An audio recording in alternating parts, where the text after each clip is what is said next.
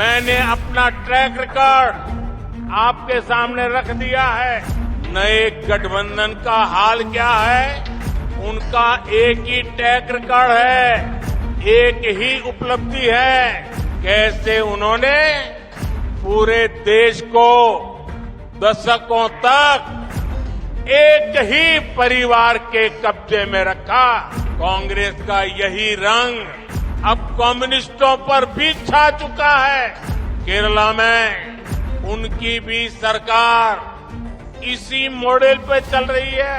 केरला में तो एक दूसरे के दुश्मन है, लेकिन केरला के बाहर बाकी देश में ये एक दूसरे के बीएफएफ यानी बेस्ट फ्रेंड फॉर एवर है। केरला में बीजेपी कभी सरकार में नहीं रही, लेकिन फिर भी हमने केरला के विकास का पूरा प्रयास किया है।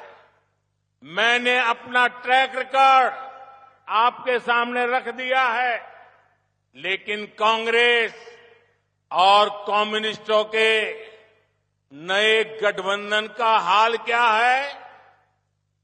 उनका एक ही ट्रैक रिकॉर्ड है, एक ही उपलब्धि है। कैसे उन्होंने पूरे देश को दशकों तक एक ही परिवार के कब्जे में रखा। उनके लिए परिवार का हित देश के करोड़ों परिवारों से ऊपर रहा है। कांग्रेस का यही रंग अब कम्युनिस्टों पर भी छा चुका है।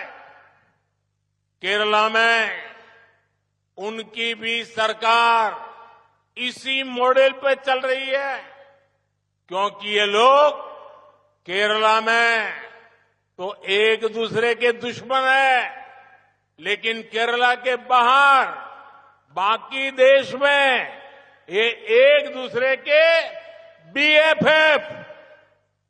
बीएफएफ यानी बेस्ट फ्रेंड फॉर एवर है।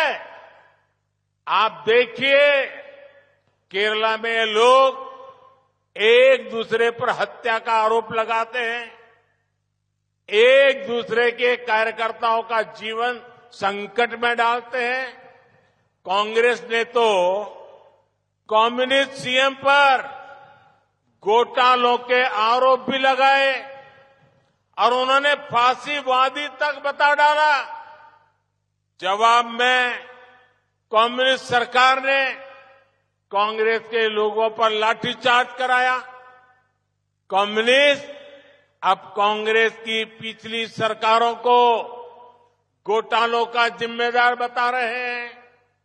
ये लोग कांग्रेस के युवराज को केरला से बाहर रहने की नसीहत भी दे रहे हैं, लेकिन केरला के बाहर ये इंडी गठबंधन की बैठक में कम्युनिस्ट और कांग्रेस साथ साथ बैठते हैं, बगल बगल में बैठते हैं, समोसा खाते हैं, बिस्किट खाते हैं, चाय पीते हैं। यानी तिरुवनंतपुरम में कुछ और भाषा, दिल्ली में कुछ और बोली।